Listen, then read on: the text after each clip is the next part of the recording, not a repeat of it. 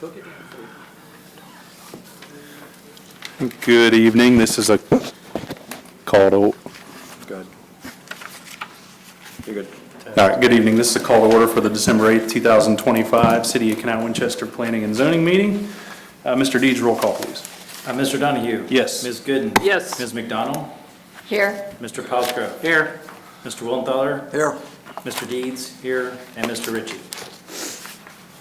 Motion to excuse Mr. Ritchie from this evening. Second. Motion made by Mr. Deeds, second by Ms. Gooden. Roll call.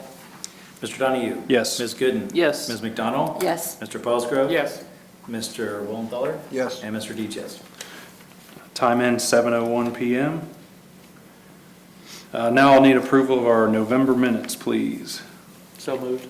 Second. Motion made by Mr. Paulsgrove, second by Ms. McDonald. Any further discussion? Roll call. Mr. Donahue? Yes. Ms. Gooden? Yes. Ms. McDonald? Yes. Mr. Cosgrove? Yes. Mr. Willenthaler? Yes. And Mr. Deeds, yes. Now it's time for public comment for any items that are not on our agenda this evening. So if anybody's here from the public to speak to any items that are not on our agenda. All right, if you'll be speaking with us this evening, if you're able, could you please stand and take an oath? Do you swear to be truthful in the testimony you give, tell the whole truth and nothing but the truth? If so, please say, I do. I do. Thank you. And I'll turn it over to Mr. Moore for our first application. The first application for tonight's agenda is the Canal Winchester High School expansion project. Application number is SDP 25008 and final development plan 25-004. We've talked about this the last several months, so I'll kind of skip over some of the details, just cover the highlights. If there's any questions from the commission, please stop me and we can go back, but for an essence of time this evening. So this property is split zoning districts. The two different zoning districts are shown with the dashed line up on the screen. Each zoning district coincidentally has its own application process for tonight's discussion. The site development plan 25-008 is the majority of the site to the right. On the left-hand side of the screen, final development plan 25-004. Just for brief note, the final development plan portion of the property was donated to the schools with the Villages of Winchester development, so that's why there's the split on the property here. When looking at their proposal here for their upcoming project, it's to approve a new 20,500 square foot performing arts center onto the high school building as a building addition. Also a 20,100 square foot indoor field house, which would be adjacent to the football stadium. For the request itself going into the site development plan portion, this is for the new Performing Arts Center addition onto the building. The Performing Arts Center will have a larger parking lot, which is shown in orange, that will wrap the rear of the building. This new parking lot is a net of 303 new spaces from the existing, for a total of 445 just within this zone colored in orange. The Performing Arts Center colored in red up on the screen has not changed its design from the last discussion you guys looked at last month. But again, just some graphics here. The applicant did update these 3D images here just to show the appropriate roof color on the existing building to play into the discussion for the consideration of the metal panel for the Performing Arts building. Some architectural elevations. Again, these are consistent from what you guys have already reviewed. And this is the sides that you'll see here from Washington Street. For the final development plan portion, again, this is for the field house, which is a 50-yard indoor turf field that will have a meeting room, locker room for the varsity home team. Just to the west of the field house, as presented last month, the applicants have rearranged the varsity baseball and softball fields to create this complex to where the current softball practice field is located. There will be a dry retention basin to handle all of the impervious for the stormwater aspect of the new parking lot and the addition onto the high school. And then there is a new 34 space parking lot that will be centered around these improvements, which is a net of 32 spaces from the existing. When looking at the elevations here, no changes have been made to the building from your guys' last review. And then the 3D rendering of what this softball, baseball, diamond area will look like for your consideration. Again, this would involve 2 press boxes still. The applicant is showing plans in this area. It's dashed for a future restroom facility, but that's not a part of this phase to construct any restroom facility within this area. Building materials for the proposed addition, again, same as what has already been reviewed. The landscape plan, the applicant is still showing a total of 141 trees to be planted. 45 would be for trees to be replaced from removal. The 100 new trees will be for the new building and parking impacts on the site. And then the applicant is taking advantage of our tree credit of -4 to reduce that 145 number to 141. The parking lot lighting plan is consistent with what you guys looked at previously 2 iterations ago. This project has removed the expansion to the tennis courts, so no more tennis court expansion. So the parking lot lighting is centered around just the parking area only. So staff is recommending that site development plan SDP 25008 and final development plan 25-004 be approved as presented. And then just as a reminder, these would be 2 separate motions from the commission. Questions for staff? Are they planning on having lights at the ball diamonds? The applicant has indicated that at this time there will be no lighting at any of the ball diamonds. From our discussion last month in the new business, old business section, did they flip-flop the baseball and softball fields in the layout? No. And so we're still gaining 32 new spaces in that parking lot? Correct, yes. So Okay. currently on site, there are 2 parking stalls that are right off the access drive, a little further to the south than this approximate location. During the new old business section of last month's meeting, this new layout was discussed, showing how the varsity baseball was still able to keep their preferred orientation to the field, as well as moving over the softball to this side of the facility. That discussion also included the ability to fence off this area for a complex to help keep it controlled, help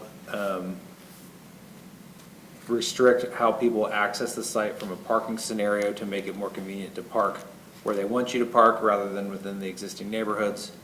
And then the configuration itself also left some practice fields as is where there was less overall site work to be done. Thank you. Any other questions for staff? Nope. Anything the applicant wishes to add? Any questions for the applicant? No. I guess just the one question with sorry, it's a little bit of a sticking point, but the existing field house isn't quite the same color as the rest of it. And so with the new field house, are we matching the old field house? Or are we matching the other beige-ish color that's on the rest of the facility? I thought they were going to paint the whole field house. Isn't that still the plan? I believe so. I thought I heard that, but I just wanted to verify because I didn't quite catch it, but I think I remember that from last month, that they were going to paint to match. right.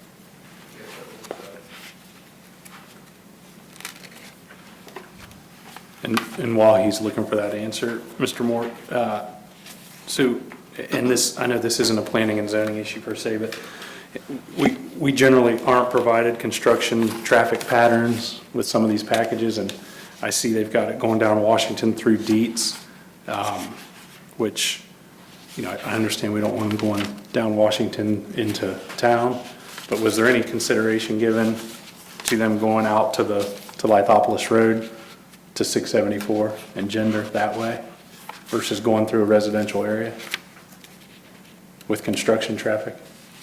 Oh, on this top sheet that's not in the PowerPoint? Yeah. Right. This is all conceptual, so Okay. this has no bearing on what we would do from a civil engineering review. I know one of the questions planning and zoning had early on was how this project affected all the sports timelines and how the site would be accessed. We would look at all of this during our civil engineering review, and Okay. direct it most appropriately that way. Okay.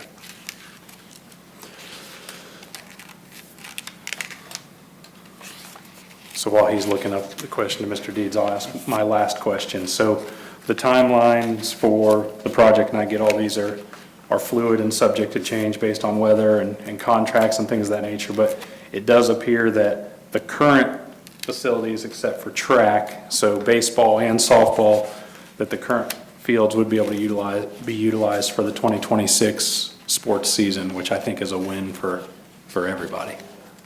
Okay. Okay. Of course, always subject to change, right? Okay. Cool. So I'm not currently seeing a call for paint to be added to the existing exterior of the existing field house. My plan is to find a matching color of premier corrugated metal that is supposed to match as possible. For the new field house, On the new field house, yes. to match which color? To match the existing color of the existing field house. Of the existing structure. Yeah.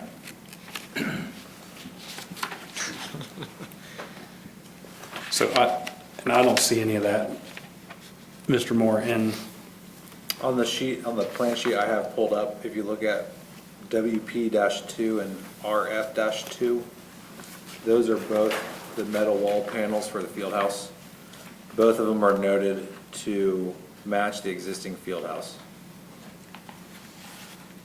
okay. Does that answer? I guess I haven't been out there to walk and compare, but does it match the other beige-ish color in the rest of the facility? Because to me, it looks like it's really yellow, not beige. It's a little more yellow than the original field house from 1991 that has the stucco. It is a little more yellow than that. I guess the request is, well, I think it would look better if we could match the rest of the facility. And yeah, I apologize if that makes it, painting the building, it's just, it just really sticks out. And we're going to be tearing out the trees. Where it's really going to stand out a lot more. That's really going to stand out. Yes. So I guess if it's not too much of a burden on the cost of the project, I think that would just be a huge value add to it. So if we went with a different color on the newer building and then that matched more of the original building and then painted the existing field house, the pool building style building to match what we put in. I think that would, Okay. I think that'd be a better end result than, Okay. I can bring that up and ask about it. Okay. Because if it's going to be painted anyway, then really it's no difference. Right. So, Just for clarification, Mr. Deeds, you're talking about painting this existing building to match something unknown? well, more of what the beigeish color that's on all the other structures. Okay, so Just have from, this just from my color, perspective, when I drive by it every day, it looks really yellow, whereas the rest of it looks beige. so this siding should be the same color as this ephes trim. Right, just Which 'cause will it- be the same color as the Performing Arts Center. Okay. Right. And if the new field center matches that, and all of a sudden it just, and I believe the high school matches the building that was built in 91, also the original field house building. Thank you. good.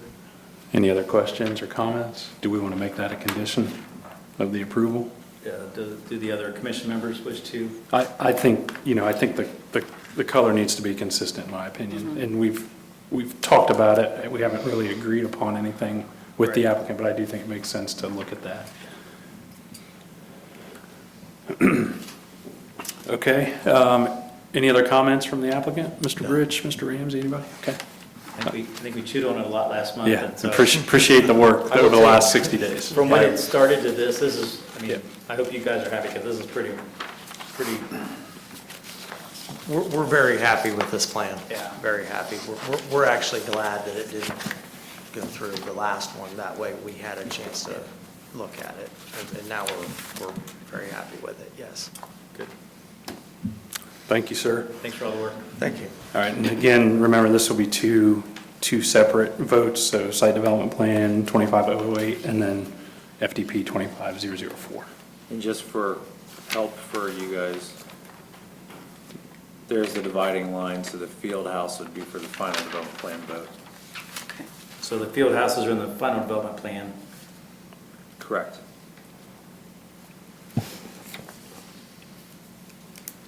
All right, do I have a motion?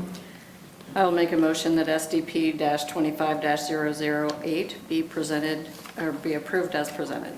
Second? Motion made by Ms. McDonald, second by Mr. Paulsgrove. Any further discussion?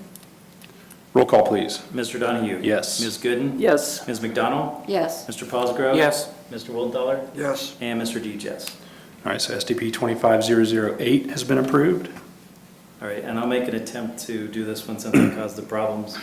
I'd like to make a motion, Mr. Chair, to approve final development plan FDP-25-004 with the stipulation that we have the field house matching the existing building and the old field house match the existing building and the new field house matching the existing building as well. And color.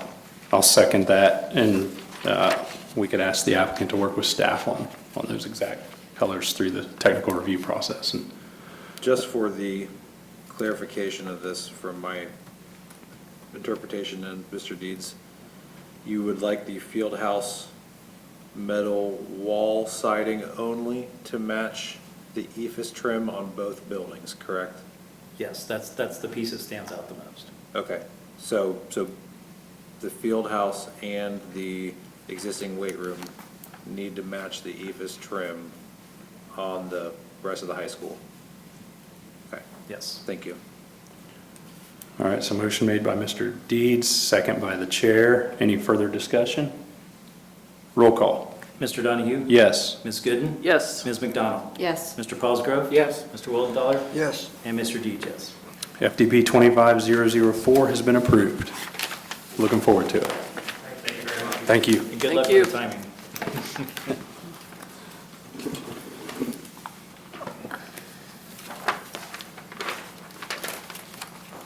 Yeah, I just wanted to clarify the siding only because the roof is a different color as the building as well, but your discussion has only been on siding, so I want to make sure that was very clear for the six of you sitting here and you're not disappointed in what I enforce later.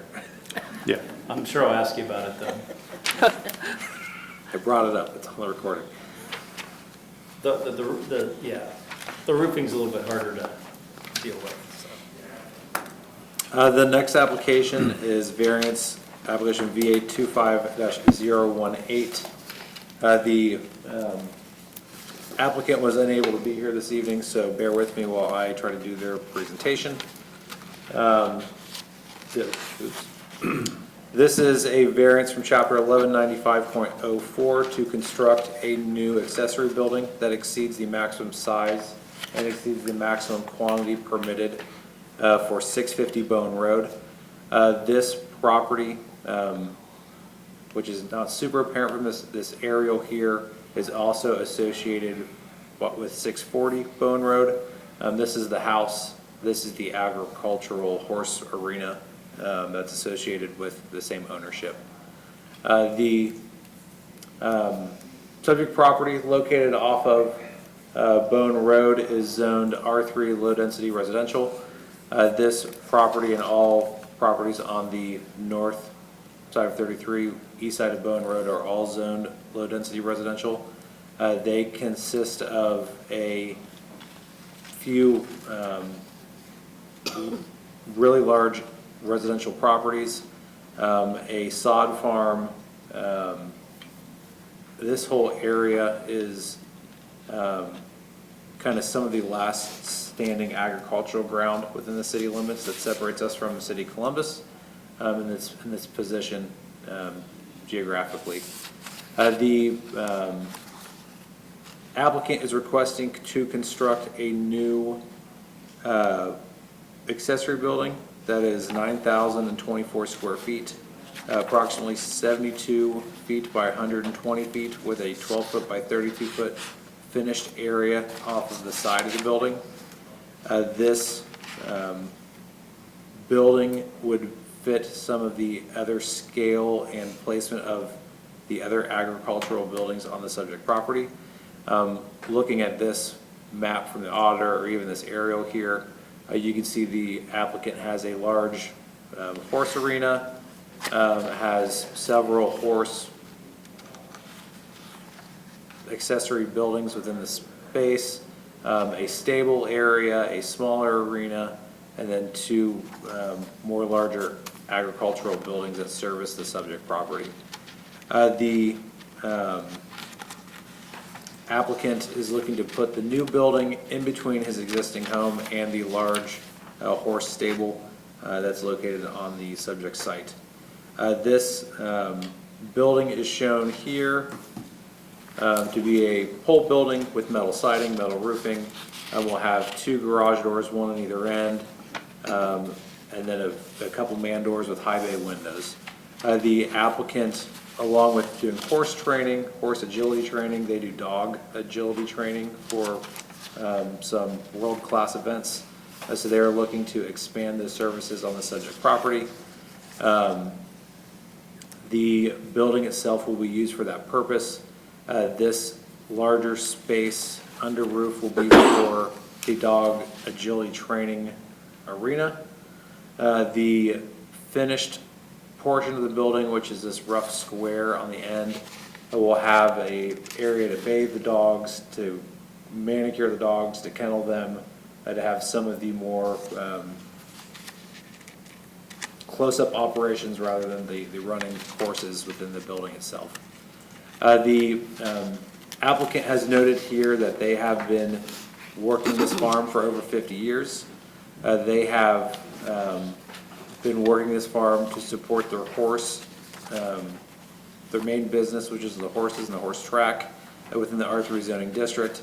That they have received a variance from the Planning and Zoning Commission in the past to build that larger horse stable structure. When they are looking at this building, that there are agricultural properties in the township and surrounding area that are completely exempt from zoning for agricultural uses. That they're at a disadvantage of being in the city limits and being a rural type operation, so they're being essentially punished from the zoning standpoint. That the property has been zoned R3 since the 1980s within the city limits, but it's still been functioning as an agricultural operation that entire time. And that, skip around here. This property is not visible from any road right-of-way. It'll be used for the owner's personal use. It will not be open to the public, and it will not be for any large-scale events where people will be leading to this facility to have any type of dog shows or anything public in that nature. For the variance itself, the applicant noted that it will not permit the use to be put to better economic use, and that it will not permit the use to something that is otherwise not permitted for the subject property. So when skipping back here, when looking at the subject parcel, again, the two variances are for the building to be over the max 1,440 square foot in size, and then our residential zoning district only allows for one accessory building. So that's why the two are being requested with this one application, as this exceeds both.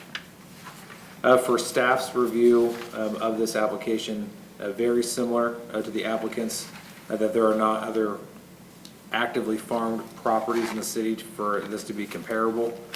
The other actively farmed properties that do have any sort of equestrian or any kind of animal training are all zoned R3 residential. They all do have a large house that sits far away from the road, so this is comparable in that regard. But this property is unique in its position within the city. It's not easy to get to, it's not easy to be seen. The granting of the variance does not provide any undue privilege. Again, this has been a working farm. The applicant hasn't changed that. It's been the same property owner. And that granting this variance would not adversely affect the public health, safety, convenience, comfort, and general welfare. So staff is recommending VA 22-018 to be approved as presented. Any questions for staff? And the applicant's not present? No, they are snowbirds, and they left apparently last week to go to Florida, so they'll be just- back in several months. Okay, and just for my own knowledge, I do believe sometime in the last 10 or 11 years, we did provide a variance on this property, if I'm not mistaken. Yes. Across the road, perhaps. This subject property received a variance for the riding arena in 2008. Okay. I guess if questions for staff, then I guess since he's filling in, the height of the building looks like it's 23, 4-ish foot. How's that in reference to the other buildings? The other buildings on the site, I could not confidently tell you. It was not part of their application, but the maximum building height for the zoning district's 25 feet. Okay. For the acreage, I should say. I should clarify. And then usually the neighbors are notified, since it is only 30-some feet off the property line, for the neighbors notified? Yes, all adjacent property owners were notified. And you know how far the existing structures are off the property line? The applicant notes here that this building will be 38 feet to the south property line. That building is 72 feet long, so over 100 feet from the south property line, this larger building. This is to adjacent farm field. This is the city's well field area. This is a sod farm further northeast. To the north, this parcel is also owned by the applicant. And then to the west is his house. So this is really, he's the only neighbor that would be immediately affected by this project. How about south? South is a farm field. Owned by him? No. No, if I go back, I believe this farm field is owned by maybe Dale Joyner with Hirsch Packing. I'll say that's the open field space. Yeah. Okay, I think my only question is just, it's a pretty good sized building, pretty close to the lot line. That's the only, honestly, real concern I had with it, so. Yeah, in this building, if it was, say, a house, it would meet all setbacks for a house as well. If that helps with anything. This is probably one of the pieces of the code we should look at, because it's such a large parcel, we're allowing multiple outbuildings on it. So we're applying the R3 with the need to have the approval for the outbuildings, and yet when you get something of this large, the scale, right, it It's different. almost wants to have a larger setback, or almost should have, just because of the way the scale and the reference of the other buildings, but. Yeah, when our zoning code was really revamped in the 90s, it was set with the expectation there'd be no more agricultural farming in the city. Yep. Well before today. So all the zoning districts were really slimmed up for subdivision growth, and agricultural uses, if they're not currently existing prior to the 90s, they are not permitted. So it's something that our current code does not promote growth in. While the 2023 community plan really focuses on shifting zoning to promote agricultural growth and farmland preservation. So this application is really in support of our comprehensive plan that was just adopted within the last year and a half as well. And just for my own edification, I guess, dog training, dog whatever is considered an agricultural use? Okay. Just didn't know, I'm not a farm kid, so I didn't know that. Any other questions for staff? All right, so since it's a variance, I'll open it up for public hearing. Seeing none, I move to close public hearing. Second? Motion made by Ms. Gooden, second by Mr. Paulsgrove. Roll call. Mr. Donahue? Yes. Ms. Gooden? Yes. Ms. McDonald? Yes. Mr. Paulsgrove? Yes. And Mr. Wellenthaler? Yes. Mr. Dees, yes.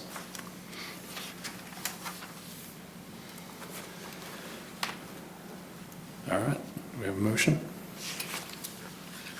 Move the variance VA 25-018 be approved. Second. Motion made by Mr. Paulsgrove, second by Ms. McDonald. Any further discussion? Roll call, please.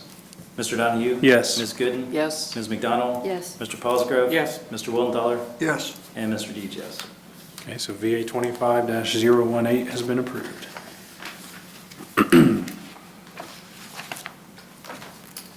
The next application, Site Home Plan 25-010. This is for the Walmart store located at 6647 Winchester Boulevard. The applicant is requesting a new site development plan to construct a new 5,340 square foot addition for the pickup program on the east side of the building. In July of this year, Walmart put together a request for a new 3,400 square foot addition for the same purpose on the same side of the building. After taking a look at their programming, Walmart had determined that 3,400 square foot number was not big enough for their programming needs. So they are looking to now get approval for a new 5,340 square foot expansion for the same purpose. A lot of the things that got approved previously are consistent, so I don't want to make it too redundant for your application here. But just for an update, since July, I believe 90, if not more, of the front parking lot have been resurfaced. So that's been cleaned up. That was one of the items that was supposed to have been done from the July approval. I believe that the parking lot lighting has not been done yet, but that is still in the works for this approval. That was a separate administrative approval that we touched on to update the parking lot light fixtures to be historic bell shape to match the rest of the shopping plaza and the city standards. And then specifically to this building, the building expansion signage, and then the pickup program striping will all be done as part of this set of plans. So the applicant's expansion, for those that recall, previously was a straight building block off of this side of the building. The applicant has changes to a different Tetris piece to fit, that'd be an L onto the building's addition here. This addition moves this set of doors that was previously facing the drive aisle to the east to face the north, to be within a sidewalk area. Really, this change alone from a staff review made a huge impact to the safety of this project. It made it a lot more better controlled for the employees, not just the people using the service. With the building expansion, the applicant had to put a couple more trees in the ground, so they're showing a total of 8 new trees to screen the neighborhood to the east from the side of the building. The applicant is still showing the same pickup program signage designations to lead to this area of the site. The area has not changed, but the applicant has reconfigured this program to have 33 new pickup stalls.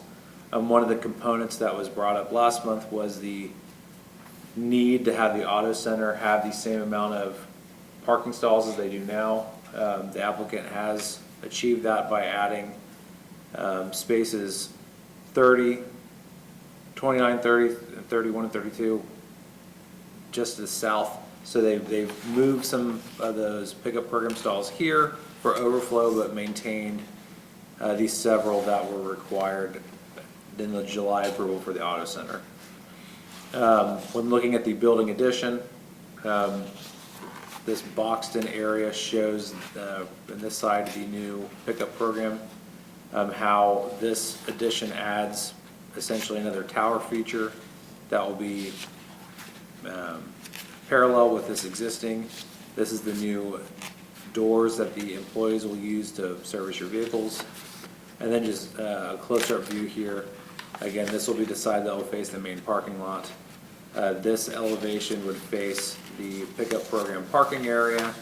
And this elevation here would face the north of the auto center.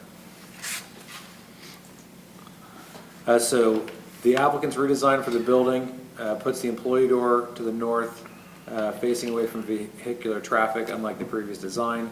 This update alone creates a safer condition and a more orderly development pattern that staff supports.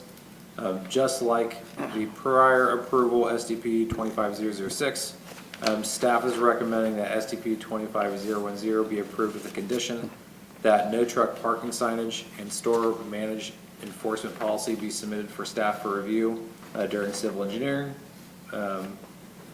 This was something that I talked with someone at Dewberry previously. We're still having concerns and enforcement issues with semi-trucks dwelling in the parking lot. I can go back just like an aerial here.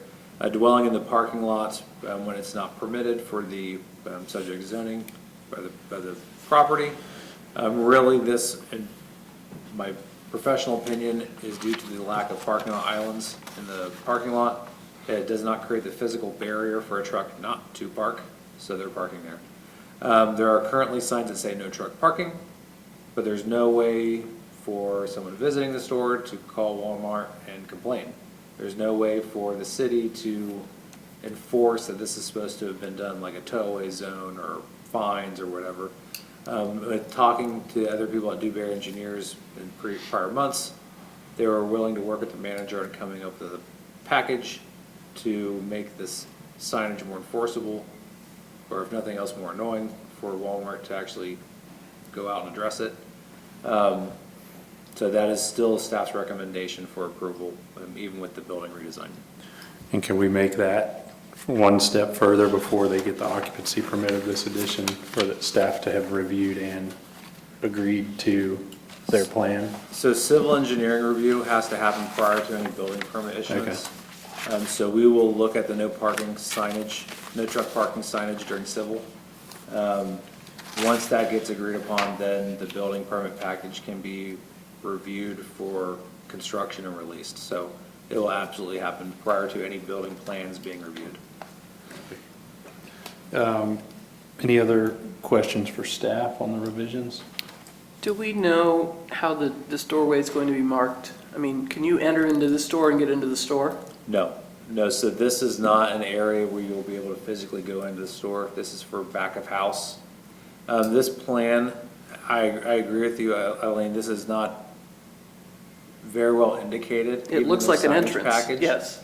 I can tell you that other stores I've been to, there has been signage like around the door or on the building to indicate you don't enter. I just assume that will come to me for administrative review during a signed package process. The one thing that, let me find a good drawing here. This door does set back the whole distance of the garden center tent canopy. So it's not in line with the rest of the building, even though the elevations kind of show it is. So theoretically, the only people that will be walking in there are people that are parking for the pickup program and just try to wander in there. But I think, Or people who see an empty parking place in a closed store. so the parking stalls, for a reminder, I apologize, I didn't touch on this, again. These parking stalls will be striped blue, and they'll have signage, I'll say pickup program, that'll be in front of every single stall. So these will be very heavily designated as being separate from the rest of the parking on the site. So all that was done to basically be a deterrent from anybody parking there and trying to walk in. The blue striping was like the visual cue on the ground in addition to the sign, which is, this drawing's not very easy to read, but this down here is kind of the graphic that shows you, you'll have a number, you'll have a thing that says pickup program, and then it'll tell you how to activate your here to get your items. Well, I think it's a good thing that it's isolated from the front doors, because I happen to know that most of my neighbors park in the pickup spots anyway because they're empty and they go in that door. Because I live in that condo complex next Okay. door. But the fact that they're further back, I think will help. But I just wondered if that was an entrance, so thank you. Yeah. Any other questions for staff? Actually, just have a concern, if I could. When you do your civil review and you look at that long driveway along the east end, and then where the cars can come out by the bank, it's really hard to see around there. I don't know if things just need to be trimmed. At this intersection right here? Yeah. Yes. Yes. I just wanted to point that out. I go that way all the time, and you have to stop where you stop, but then you have to really pull out, and if now we're gonna have a lot of cars traveling through there for pickup, it could pose a problem. I just ask that maybe civil review that. So typically, those existing site conditions don't take place during civil review, but I can Yeah. certainly have our urban forester go out and look at it now. Okay. Unless it's a three-way stop. Yeah, he Right. can make any recommendations for like line of sight. With it being two private roads, we'd have to see like if we could force anything to take place, but we could definitely have someone go out there and give a contact to Walmart and make a recommendation. Don't we have an Ohio Health entrance there now? Correct, yeah, Yeah, lines up. so now you have the health entrance, and then you have this entrance, and then you have these cars that now are gonna be driving pretty fast to get out, because Very they've got their fast. things. Yeah. So my concern was that we may have a couple accidents, and if we can Yeah. avoid it, I would think we would wanna do that. Yeah, that's definitely something we could look into administratively. Thank you. No further questions. Any other questions? Any questions for the applicant, or the applicant wish to add anything to Mr. Moore's update? No, thank you for hearing us out and for your time. And ma'am, if you could just state your name for the record. I'm Kat Levine with Dewberry Engineers on behalf of Walmart. Thank you. Any questions for the applicant? Okay.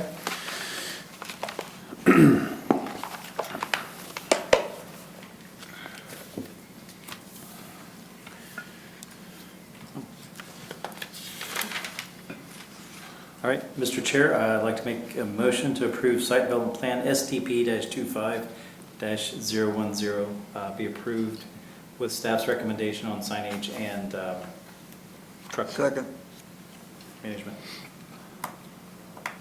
Okay, motion made by Mr. Deeds, second by Mr. Wildenthaler. Any further discussion?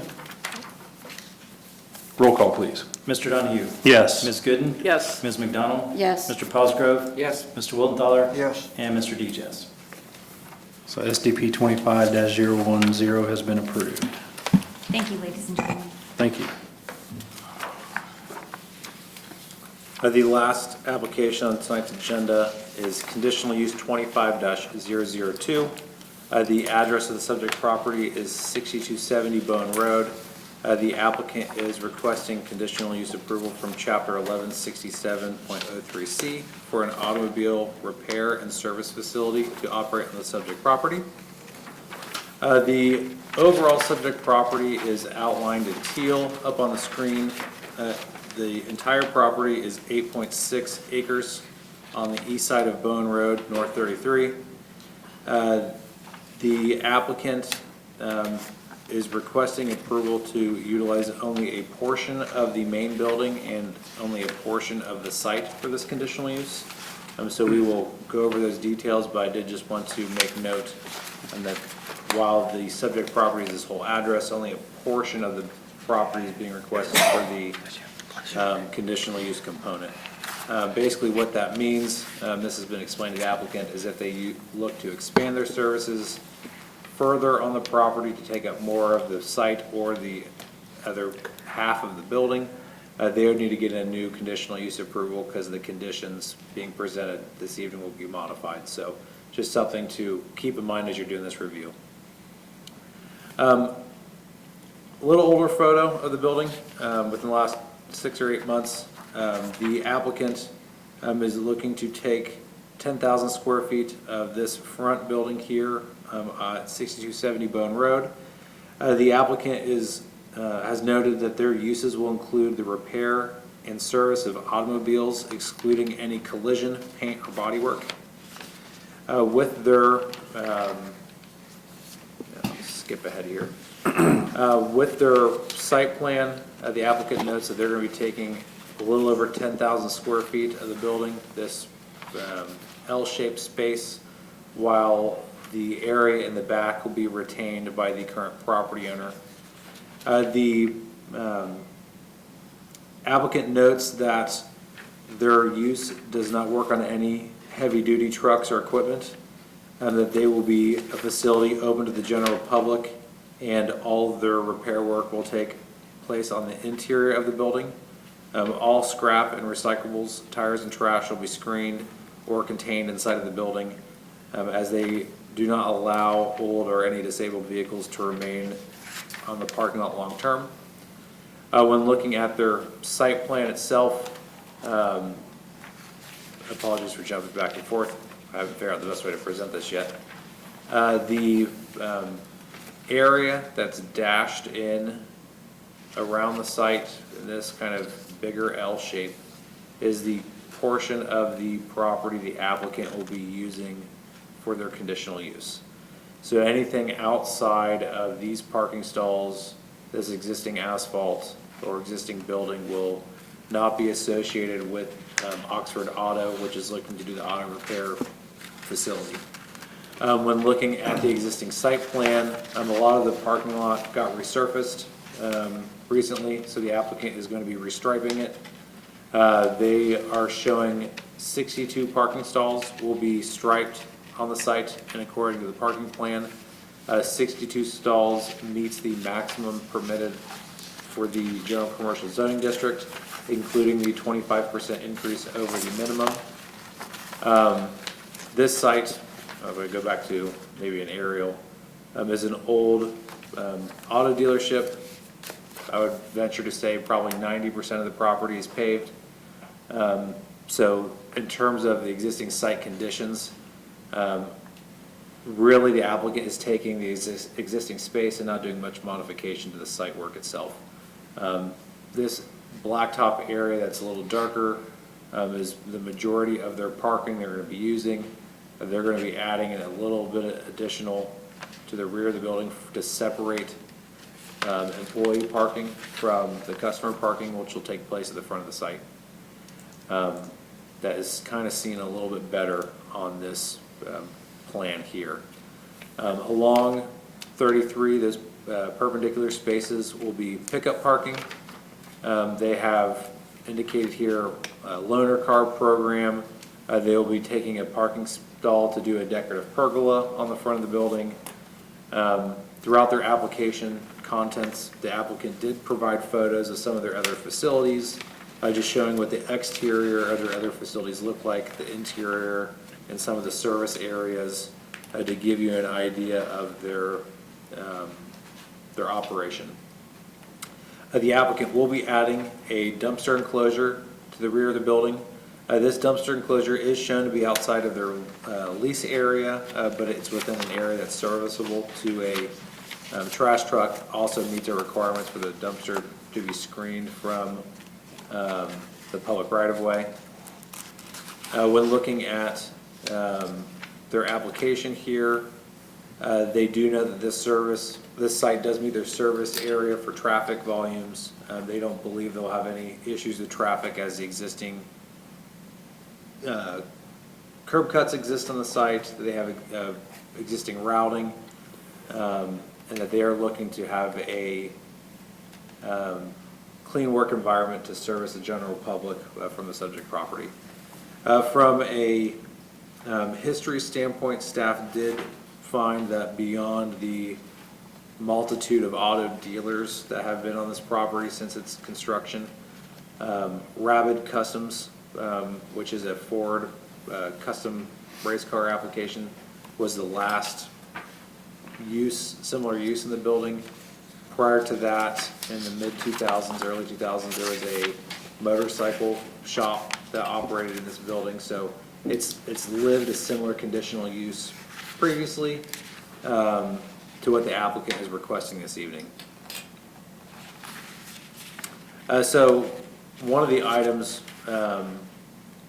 with the site plan itself that I guess I noted earlier, they're not changing a lot from what's existing. A lot of the site is impervious. With the history of the property being an auto dealership, this site is heavily flooded with dealership scale and brightness of parking lot lighting. This is something that currently exists on the site that is not in compliance with our current commercial development standards text. With the conditional use process, it provides the opportunity to clean up some of the items that are a little more ambiguous to its effect on the proposed business and site.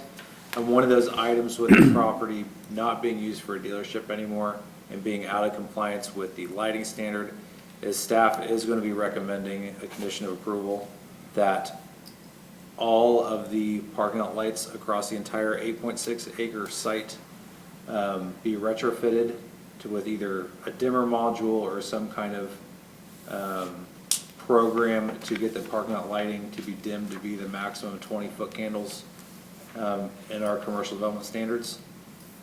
Currently, right now, without seeing a foot candle photometric plan chart, they appear to be excessively brighter than 20-foot candles.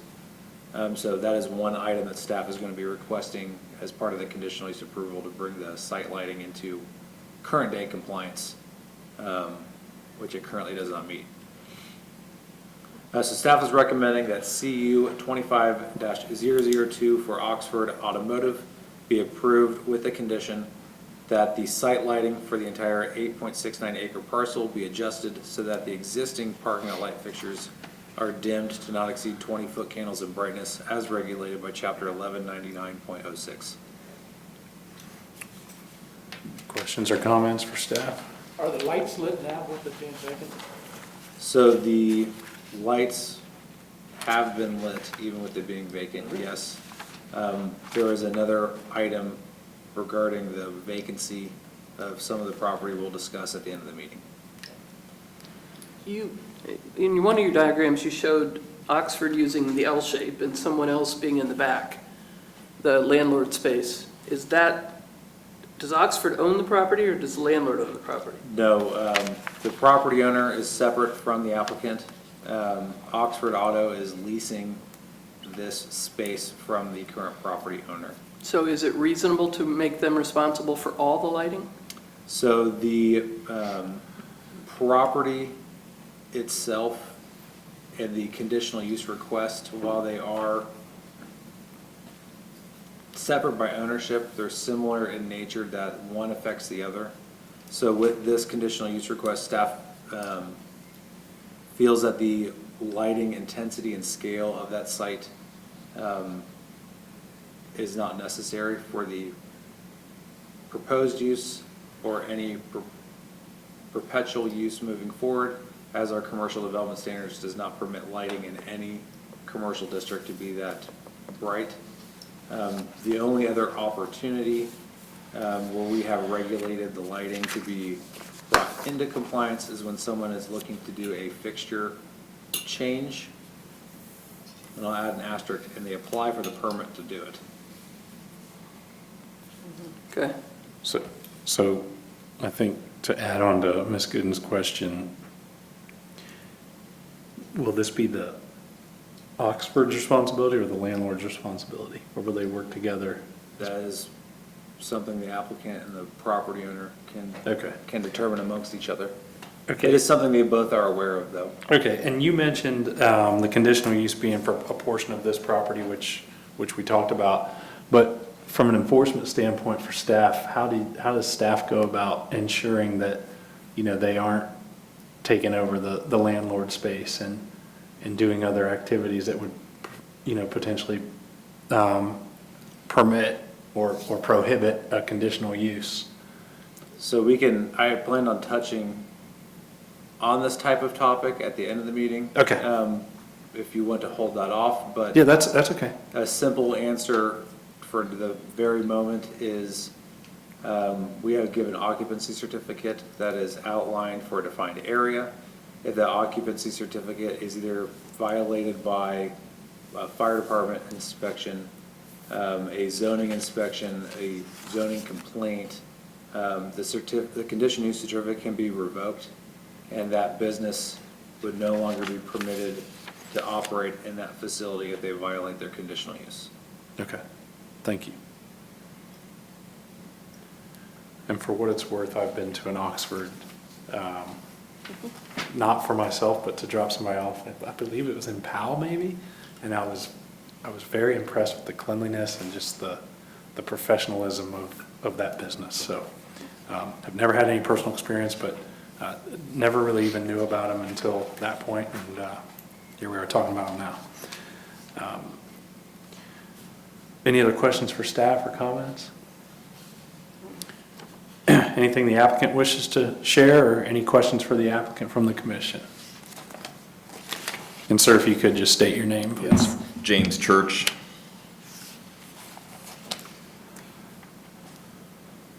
I believe just a general question, are there car sales or just car maintenance? No, just car repair. Mechanical repair, no collision or body work. No. And just out of curiosity, so is there an average that you may keep a vehicle there that would be visible to the public in a parking stall because of extended repairs versus, do you have project cars or things of that nature? I mean, what is Oxford's take on not allowing just junk cars and project cars to pile up? It is the worst killer of productivity for us, so we are very motivated to not do that, besides looking terrible, looking like you don't ever do repairs. So yes, to answer that question, most cars are in and out within 2 days. Yes, the longer car might be 2 to 3 weeks, at the very most. And so this is so the business full service auto repair, so if I need tires or if I need a new head gasket or something like Yes. that, you guys kind of do all that? Yes. Okay. Yes. Okay.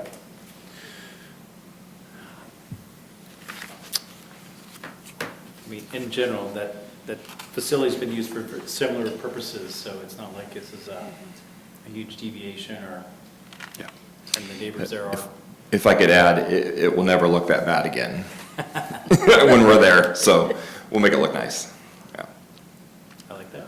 A long, long time ago, you could go there and there were seas of vans, Reichert Van Land.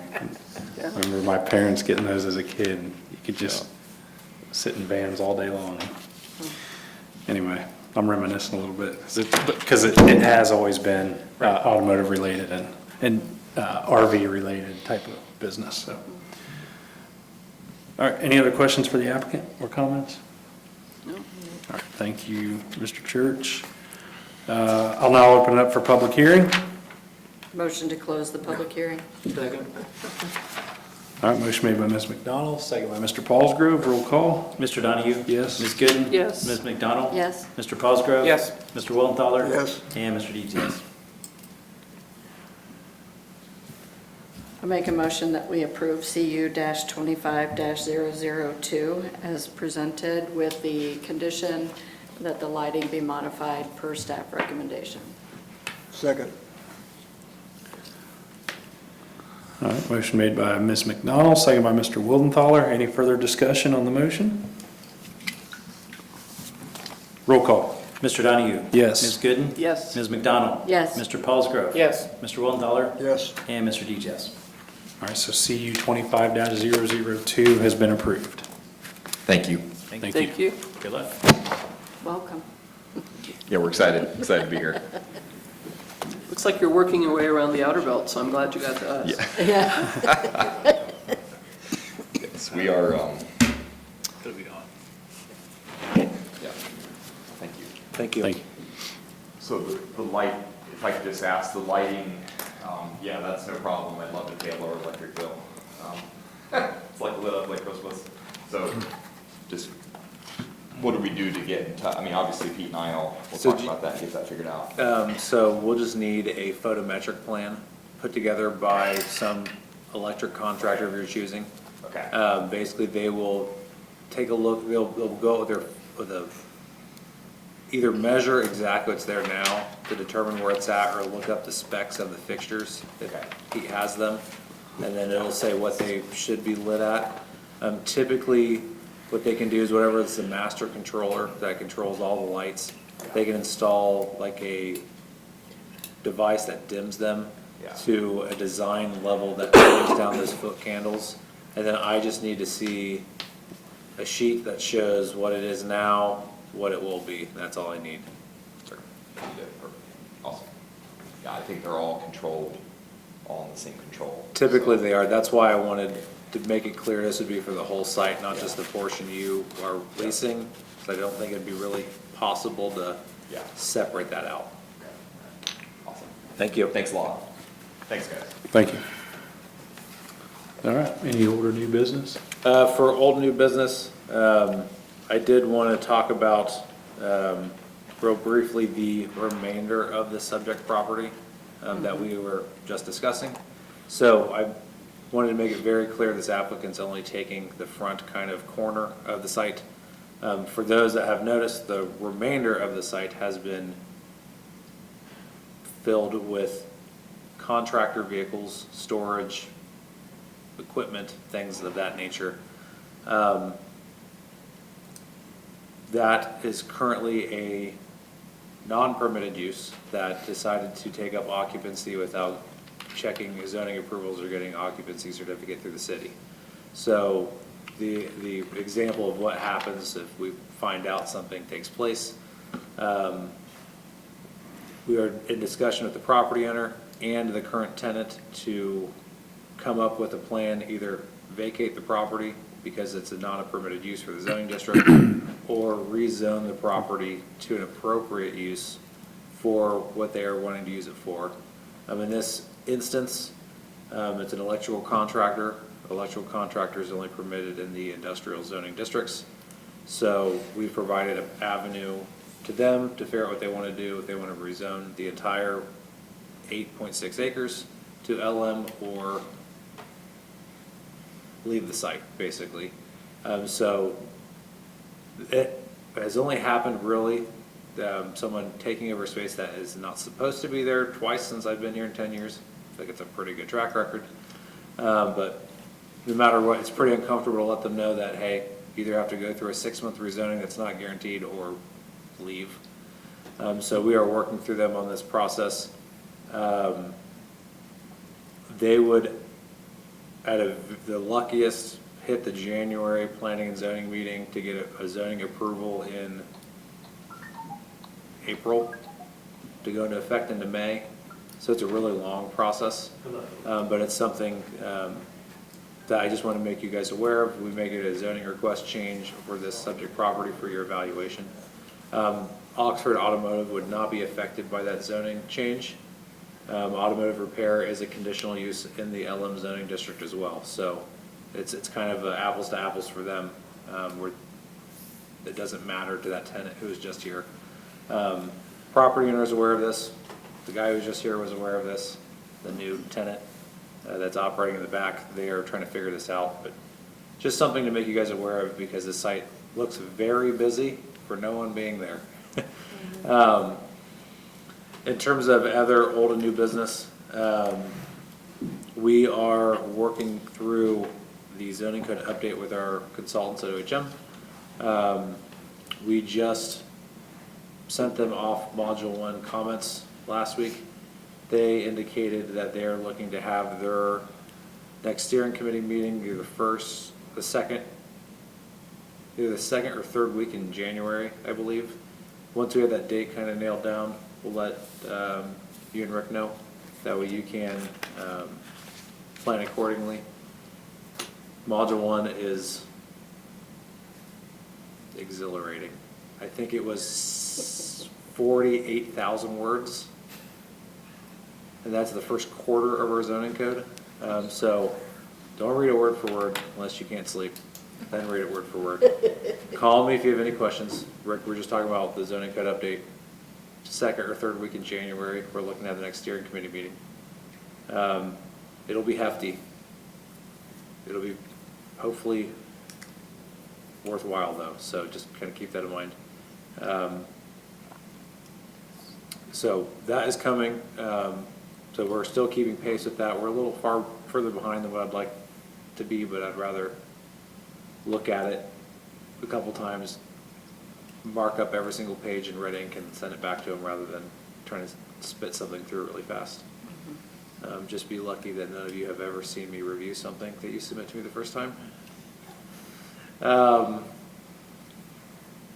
don't really have a whole lot other for old new business. We may have,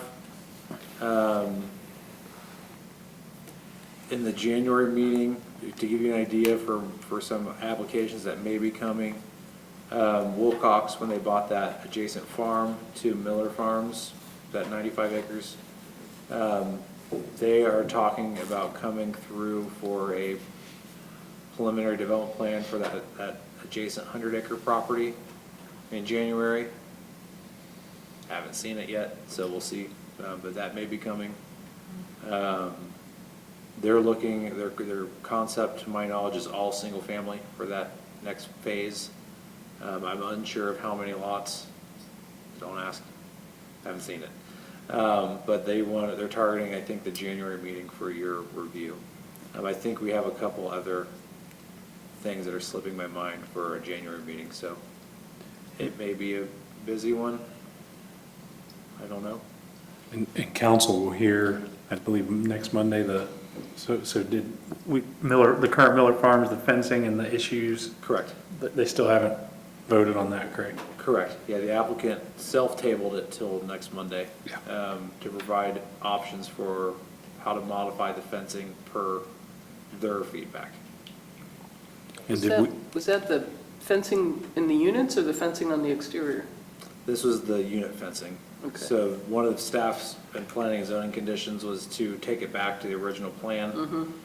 They are proposing to city council to remove all the rear yard fencing, but they want to have some corner unit fencing for the front entries because some of the corner units don't have back patios. They have a front patio. So that's what council's currently reviewing. So slightly left topic, if we can switch, but is there, I guess I'm curious if we could use yield signs sometimes instead of stop signs. I feel like all we do is put up stop signs. And if you go in the industrial park, it's a great example because you're coming on Robinette, you're hitting Dove, it's stumped, there's nothing that way. So you're stopping and there's absolutely no way anyone could be in your lane. I'm not a traffic engineer. But I would say there are probably sometimes you can use a yield sign instead of a stop sign. I mean, I find it amusing at the end of every Walmart road, right? Stop, stop, stop, stop. It's like, really? Can they just yield? Because if you're there during the afternoon, there's no traffic, you have to stop. I just find sometimes, and what's happening in today's society, oftentimes people just aren't stopping. Exactly. They don't So- stop, they don't stop anywhere. So it's one of those, it was just curiosity because I feel like either we should enforce it or take them out or do something different. I think Deborah's right about the agriculture there, though, or the bushes that Oh, are, make it absolutely. hard They're to very yield because you overgrown. can't see what's coming. Yeah, I always Yeah. hitch out because it's a tough one to get around. But yet with the stop signs in the Walmart parking lot, I mean, the city can't enforce those. It's not private property. Can they? Well, So yeah, but if it's part of their approval, then Right, but we could tell we them can, we to can, we fix can say it. you have to have them, but there's no way to enforce it. Like a police there officer if we don't put them in, are we liable? in a private Yeah. private lot, Right? it's not our lot, it's not public right of way.